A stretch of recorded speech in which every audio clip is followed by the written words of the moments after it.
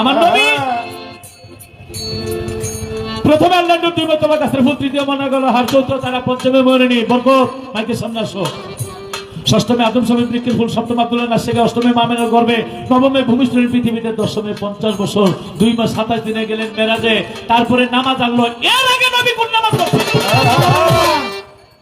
কি ও সুলতান তালই, এর আগে 40 বছর নবী, এরপরে মেরাজে গেল 50 বছর 2 মাস 27 দিনে। তাহলে 1 থেকে 50 বছর পর্যন্ত নবী কি নামাজ পড়ে নাই?